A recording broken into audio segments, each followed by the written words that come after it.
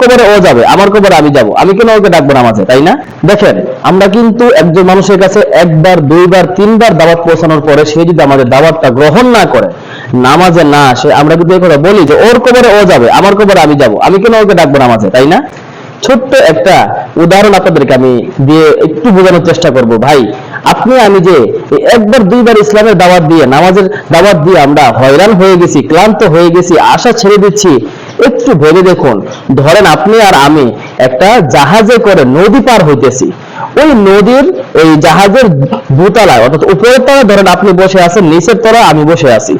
আমি বসে বসে জাহাজ ফুটা করতেছি আর আপনি কিন্তু দোতলায় বসে আছেন। এখন আপনি বলেন তো, কিছু দূর যাওয়ার পরে জাহাজটা কিন্তু অবশ্যই ডুবে যাবে। ডুবে গেলে আমি একা ডুববো নাকি আপনি সহ ডুববেন? একটু ভাই ভাবুন।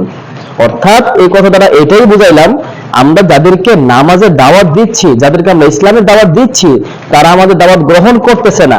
আমরা যে হাল ছেড়ে দিচ্ছি যে না, ওকে আর বলা যাবে না, ওকে আর এই মানে ওর দ্বারা নামাজ হবে না, এগুলো বলা ঠিক না ভাই। আল্লাহ তাআলা কোরআনে বলেছেন, ইয়া আইয়ুহাল্লাযীনা আমানু কু আনফুসাকুম ওয়া আহলিকুম নার। হে ঈমানদারগণ, বলা হয়েছে আমানু, যারা ঈমান এনেছো, তোমাদের আল্লাহর উপর ঈমান এনেছো, আল্লাহ তাআলার প্রতি যারা তোমরা এই আত্মবিশ্বাস রাখো, তাদেরকে বলতেছে যে তোমরা নিজেরা বাঁচো, তোমার পরিবার পরিজনদেরকেও বাঁচাও। আহলিকুম, তোমার পরিবার পরিজন যারা আছে তাদেরকেও বাঁচাও। কোন জায়গা থেকে? নার, অর্থাৎ জাহান্নাম থেকে। মুসা আলাইহিস সালাতু ওয়াস সালাম একবার আল্লাহ তাআলাকে প্রশ্ন করলেন যে, ও আল্লাহ, তোমাকে দেখি যখন তুমি কোনো গজব নাজিল করো মানুষের উপরে, সবার উপরে তুমি কি ঢালাইভাবে কি গজব দিয়ে থাকো। যেমন এই সমাজে কিছু মানুষ আছে নামাজ পড়ে, তারাও তোমার গজবে পতিত হয়, আবার যারা খারাপ মানুষ তারাও কি পায়? গজব পায়, শাস্তি পায়। আল্লাহ তাআলা বললেন যে, হে মুসা, আমি এটা কেন করি তুমি অচিরেই এর উত্তরটা পাইবা। তখন কিছুদিন পর মুসা আলাইহিস সালাতু ওয়াস সালাম একটা সফরে যাচ্ছিলেন। তো উনি সফরকালে ক্লান্ত হয়ে পড়লেন, একটি গাছের নিচে উনি তো বসলেন, বসা মাত্র ওনার ঘুম চলে আসলো, উনি ঘুমিয়ে গেছেন। ওনার ঘুম ভেঙে গেল পিঁপড়ার কামড়ের আঘাতে। তো উনি উঠে দেখলেন যে ওনার আশেপাশে অনেকগুলো পিঁপড়া, অথচ ওনাকে কামড় দিয়েছে 3টা পিঁপড়া। তখন উনি কি করলেন? সবগুলো পিঁপড়াকে মেরে ফেললেন পায়ে পিষে। তখন আল্লাহ তাআলা মুসা আলাইহিস সালামকে ডাক দিয়ে বলেন যে, হে মুসা, তোমাকে তো 3টা পিঁপড়া কামড় দিয়েছে, তুমি সবগুলো পিঁপড়াকে মারলা কেন?